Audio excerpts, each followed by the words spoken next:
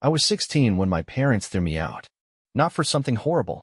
Not because I got arrested or failed school or did something unforgivable. No. They threw me out because I refused to work for free, because I said no. My dad had just bought a house for my older brother, Lucas. Not for me. Not for both of us. Just for Lucas. And they expected me to spend every hour outside of school helping fix it up like it was my responsibility. Like it was somehow my job to make sure Lucas had a perfect home handed to him. When I refused, my father's face twisted with disgust. If you're not going to contribute, Nick, then get the hell out. We don't need deadweight in this family. I looked to my mom, hoping, praying she'd say something. Anything. That she'd step in and stop this before it went too far. She didn't. She crossed her arms. Looked away. Lucas just stood in the doorway, hands in his pockets, watching with that same cocky smirk he always had. Like this was all some funny little show put on for his entertainment. That was the last thing I saw before the door shut behind me. And just like that, I was alone. The first night, I slept in my car. It was a crappy old Honda Civic that rattled when I turned the key and smelled faintly of spilled fast food and sweat. But at least it was mine. I curled up in the driver's seat, using my hoodie as a pillow, staring through the windshield at the streetlights flickering overhead. My stomach was empty, but the anger inside me was hotter than hunger. They didn't even hesitate. Didn't even think about what would happen to me. By the third night, reality hit me like a brick to the chest. I had barely any money. My gas tank was almost empty. And I had no one to call. That's how I ended up at Denny's, standing in front of the manager, a gruff, beer-bellied guy named Hank, practically begging for a job. "You work hard, kid?" he asked, squinting at me. "Yes," I said, too fast. "Yeah, I do." He let out a long sigh, rubbing a hand over his face. "We'll see about that. Apron's in the back. Don't screw up." And just like that, I was a busboy. Life at Denny's was exhausting. The pay sucked. The hours were brutal. Customers barely noticed me unless they wanted something. And when they did notice me, it was usually to complain. I scrubbed floors, carried stacks of dirty dishes that made my arms ache, wiped down tables until my fingers were raw. Every night, I crawled back into my car, bones aching, reeking of fryer grease and cheap coffee. But I kept my head down and worked. Because what else was I going to do? One night, while wiping down a table near the front, I heard a laugh that made my stomach twist. Trev. I didn't have many friends in school, but I sure as hell had enemies. And Trev was one of them. I glanced up just in time to see him strolling with his group of friends. He caught sight of me, and his lips curled into a smirk. Well, he drawled, sliding into a booth. "Look who it is." I ignored him. But that only made it worse. Trev leaned back in his seat, stretching his arms out like he owned the place. "Didn't think I'd see you here, man. Thought you'd be off doing something important." "Oh, wait," he snickered. "Guess not." I clenched my jaw so hard it hurt. "Can I take your order?" I asked, voice flat. That just made him laugh harder. "Damn," he said. "Thought you'd at least try to act tough." Guess your old man was right. My whole body went still. Slowly, I looked at him. "What did you just say?" Trev smirked. "Ran into your dad the other day. He said you were a lazy little shit. Said you didn't want to pull your weight, so they cut you loose." Can't say I blame him. It shouldn't have hurt. I knew what my father thought of me. I'd heard him say worse. But somehow, hearing it from Trev, hearing my own father talk shit about me to strangers, like I was some embarrassing family secret, felt like a gut punch. I turned and walked away before I did something stupid. That night, sitting in my car, hands gripping the steering wheel so tight my knuckles turned white, I made myself a promise. I wasn't just going to survive. I was going to win. I worked. I worked until my hands were raw, until my feet ached so bad I could barely stand by the end of my shift. I took every hour they would give me, barely slept, barely ate. I scrubbed floors, hauled stacks of plates, wiped down tables so fast my arms burned from the motion. But I didn't just work. I watched. I watched the cooks, how they moved, how they seasoned, how they balanced flavors without even thinking about it. I learned which customers tipped well, which ones treated servers like garbage, which ones sent their food back just to feel powerful. And I learned fast. Hank, my manager, started noticing. "You don't talk much, do you?" he muttered one night as I stacked chairs on tables. I shrugged. He narrowed his eyes, wiping his hands on a greasy towel. "You're not like the other kids we hire. They just want to punch in, slack off, and get their check. But you? You pay attention." I didn't answer. Because he was right. and I wasn't about to waste time on anything that wouldn't get me where I needed to be. Then, one night, everything changed. It was past midnight when the man walked in. He didn't look like the usual late-night crowd. No drunk college kids, no exhausted truckers. He was middle-aged, dressed in an expensive-looking suit, his posture relaxed but his eyes sharp. I wouldn't have thought much of him, except Hank went rigid the second he saw him. "Shit," he muttered under his breath, straightening his posture. That got my attention. Hank never got rattled. "Who is that?" I asked. Hank shot me a look. "That kid is Vincent Carmine." The name meant nothing to me. Hank exhaled sharply. "Owns half the restaurants in Denver. Big money, big power, and a real son of a bitch." I turned back toward the man, Vincent, who was flipping through the menu like he wasn't impressed with anything on it. Then his eyes landed on me. "You," he said, tapping the table. "Busboy." I walked over, pulse steady. "Yes, sir." He tilted his head. "What do you eat here?" I hesitated. Vincent raised an eyebrow. "You do eat here, don't you?" "Yeah," I said. "The grilled chicken's decent." He smirked. "That's so." I nodded. "But the seasoning's off. Too much salt. If I were cooking it, I'd balance it with something acidic. Maybe lemon." Silence. Then Vincent laughed. "Not bad, kid." He closed the menu. "I'll take the chicken." "Your way." Hank's eyes bulged. "Sir, I don't think." Vincent cut him off with a look. "Relax, Hank. Let's see what the kid's got." Hank turned to me, looking like he was about to have a stroke. "Nick. Kitchen." Now, I had never cooked in a restaurant kitchen before, but I had been watching, learning. So I picked up the knife, steadied my hands, and got to work. The kitchen was silent as I moved. I seasoned the chicken, not too much salt, just enough. Used fresh lemon, not the bottled crap they kept under the counter. And when I was done, I plated it and slid it onto the counter. Vincent took a bite, chewed, then nodded. "Good," he said. "Get me another plate." And just like that, everything changed. I didn't sleep that night. After Vincent Carmine finished his meal, he slid a business card across the counter like it was nothing. Like it wasn't about to change my entire life. "If you ever want to do something more than scrub dishes, call me."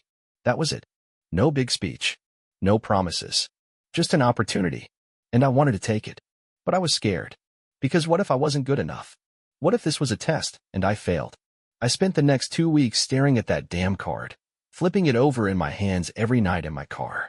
The name, the embossed lettering, the weight of it, it felt heavier than it should have. Then, one night after my shift, I finally dialed the number. It rang twice. Then, Carmine. His voice was sharp, clipped. Like he was already on to the next thing. I swallowed hard. "It's Nick. From Denny's." A pause. Then a low chuckle. "Took you long enough." I exhaled, tension slipping from my shoulders. "You still looking for someone?" I asked. "Depends." Papers shuffled in the background. "You got a car?" "Yeah." "Good. Be at Alium tomorrow. 9 a.m. Don't be late." Click. I stared at my phone, then at the ceiling of my car. I had no idea what I was walking into, but I was done standing still. Elysium wasn't a diner. It was high-end. White tablecloths, soft jazz, waiters in pressed black shirts moving like ghosts between tables. The kind of place where the cheapest dish cost more than my whole shift at Denny's. I felt out of place the second I walked in. Vincent was already there, sitting at the bar with a coffee in front of him. He glanced at his watch when he saw me. "You're early." I straightened my posture. Figured late wasn't an option. He smirked. "Smart." Then he slid an apron across the counter. "Let's see if you can survive." I thought I knew kitchens. I was wrong. Denny's was chaotic, sure, but it was slow chaos. Predictable. Elysium was a war zone. Pans clanked. Orders were shouted in rapid-fire succession. The air was thick with butter, garlic, seared meat, and stress. I kept my head down and worked. I washed dishes, peeled potatoes, chopped onions until my fingers stung and my eyes burned. No one talked to me. No one cared about me. I was just another pair of hands. Disposable. Except for one guy. Liam. Mid-30s, tattooed arms, a cigarette always tucked behind his ear. One of the senior line cooks. He had a habit of watching people the way a wolf watches its pack, curious, but always ready to bite. He leaned against the counter one night, watching me scrub a cutting board. "You don't talk much, rookie." I didn't stop scrubbing. "Not much to say." He smirked. "Most new guys don't last a week. You planning on proving me wrong?" I met his eyes. "I don't plan on failing." Liam studied me for a long moment. Then he let out a low chuckle. Well, he said, pushing off the counter. Try not to die. Weeks passed. Then months. I worked harder than I ever had in my life. And people started noticing. Vincent watched me like a hawk, always testing me, pushing me, waiting for me to break. But I didn't. I got faster, sharper. And then, one night, everything shifted. It was a Friday. Dinner rush. Hell on earth. Then, disaster. One of the sous chefs slipped, sending an entire tray of entrees crashing to the floor. Vincent swore under his breath. Damn it. We need those dishes now. No one moved. So I did. I grabbed a pan. Started cooking. It wasn't my job, but I had been watching, and I knew I could do it. The kitchen went silent as I worked. Vincent took a bite of the first plate, paused, nodded once. Good, he said. Get the rest out. And just like that, I wasn't a busboy anymore. But that didn't mean I had it easy. If anything, things got harder. Vincent didn't believe in second chances. He didn't believe in praise, either. If you did something right, he moved on like it was expected. If you screwed up, you knew about it. Too much salt, he snapped one night, shoving a plate back at me. What are you trying to do, kill my customers? I clenched my jaw, dumped the dish, and started over. There were nights I wanted to walk away. Nights when my hands shook from exhaustion, when my back ached from standing for 16 hours straight. But I didn't quit. Because for the first time in my life, I wasn't just surviving. I was building something. And I wasn't about to let it slip away. One night, after a brutal dinner service, Liam slid a beer across the counter toward me. Don't look so damn serious, rookie, he said. You survived another day. That's a win. I took the beer but didn't drink. Feels like I'm just waiting for the next time I screw up. Liam smirked. Yeah, that feeling never goes away. He leaned back against the counter, watching as the rest of the kitchen staff cleaned up. You ever think about what's next? He asked. I frowned. What do you mean? I mean, you're good. You pick up fast, you don't bitch, and you actually care about the food. That's rare. He took a sip of his beer. But you're wasting time here if you don't have a plan. I exhaled. The truth was, I did have a plan. I just wasn't sure if I had the guts to say it out loud. I want my own place, I admitted. Liam raised an eyebrow. Ambitious. I nodded. I don't want to spend my life cooking someone else's food. I want something that's mine. Liam studied me for a moment, then chuckled. Well, he said, raising his beer, here's to that. We clinked bottles. And for the first time in a long time, I felt like I wasn't completely alone. Months turned into a year. I kept my head down, saved every cent, and learned everything I could. Then, one night, Vincent called me into his office. I had never been in there before. It was small, clean, nothing flashy, just a desk, a few papers, and a wall of liquor bottles that looked expensive as hell. Vincent sat behind the desk, fingers steepled under his chin. You've been here a while, he said. I nodded. Yes.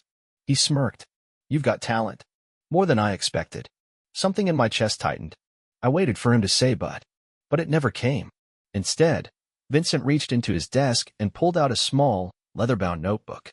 I started this place with nothing but a broken oven and a few good recipes, he said, flipping through the pages. And now, it makes more in a week than most people do in a year.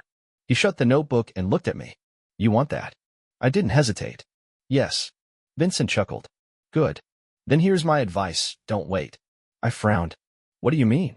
I mean, you can spend the next 5 years working under me, hoping I hand you something. Or, he slid a folded piece of paper across the desk. You can take this address, find an opportunity, and make your own damn luck. I stared at the paper, then at Vincent. You're pushing me out? He smirked. I'm giving you a chance. Up to you whether you take it. I hesitated. Then, slowly, I reached out and picked up the paper. The address was handwritten. Nothing else. I looked back at Vincent, my pulse hammering. And for the first time, he gave me something close to a smile. Go, he said. And don't screw it up. The address led me to a rundown building on the edge of downtown. It wasn't much. Cracked brick, a warped wooden door, windows covered in grime thick enough to block out the sun. A faded for lease sign hung above the entrance, swaying in the breeze like it was just waiting for someone desperate enough to take a chance on it. I stood there for a long time, hands in my pockets, heart hammering. This was it. My shot. And I had no idea if I was ready. I didn't have the money for a place like this. Hell, I barely had enough to cover my next month's rent. But Vincent was right. I couldn't wait. So I didn't. I called the number on the sign. Talked my way into a meeting with the owner. I don't know what convinced him. Maybe the fire in my voice, maybe the desperation in my eyes. But he agreed to let me lease it for dirt cheap. Probably because no one else was dumb enough to take it. Didn't matter. It was mine. I worked like a man possessed. Days at Alium, nights spent ripping out rotten floorboards and scrubbing grease stains off the walls. I lived on instant ramen and gas station coffee, every spare dollar going into fixing the place up. It wasn't easy, but nothing worth having ever was. I got Liam on board first. "You're insane," he said when I showed him the space. I grinned. "Probably." He exhaled, running a hand through his hair. "All right, screw it. Let's do this." Then came the others, line cooks from Alium, a few servers I knew from back when I worked at Denny's. They all had one thing in common. They were hungry, not for food, but for something real. And that's what I was offering. Not just another job, a shot at something better. Opening night was chaos. The oven nearly caught fire. The front door jammed. Liam almost quit twice. But then the first customers walked in. And we cooked. And somehow it worked. People loved the food. The energy. The story behind it. Word spread fast. Faster than I expected. Within a month, we were booked out weeks in advance. Within 6 months, I was making more than I ever had in my life. And then, one night, Lucas walked in. He looked different. Tired. Hollowed out. Like life had kicked him around and left him on the curb. For the first time, he looked like the one who didn't belong. He stood at the entrance, shifting uncomfortably, like he wasn't sure if he should be here. I could have ignored him. Could have kicked him out. But I didn't. Instead, I walked over. "Lucas." He glanced up, eyes flicking around the restaurant. "This is yours." His voice was quiet. I nodded. A beat of silence. Then, "I need a job." I let that sink in. My brother. The one who stood there smirking while our parents threw me out. The one who told his girlfriend I'd never make it. The one who laughed when he saw me wiping tables at Denny's. And now he was here, asking me for help. The irony was almost too much. I could have told him no. Could have thrown his words back in his face, told him to figure it out on his own. But I didn't. Because I remembered what it felt like to have nothing. So I exhaled. And said, "All right." Lucas' shoulders sagged with relief. "Thank you, man." "You're starting as a busboy," I interrupted. He blinked. "What?" "You heard me." For the first time in his life, Lucas was the one at the bottom. And if he wanted to climb out, he was going to have to work for it. Just like I did. Months passed. Lucas swallowed his pride and worked. I kept an eye on him. At first, he struggled. He wasn't used to taking orders, to scrubbing floors and hauling dishes. But little by little, something changed. He stopped complaining. Started trying. One night, after closing, he lingered by the door. I raised an eyebrow. "What?" He hesitated. Then, "I was wrong," he admitted. That was it. No excuses. No bullshit. Just those 3 words. I nodded. That was enough. Because at the end of the day, I had won. Not just over him. Not just over our parents. But over everything that tried to break me. I built something real. Something mine. And nothing could take that away from me.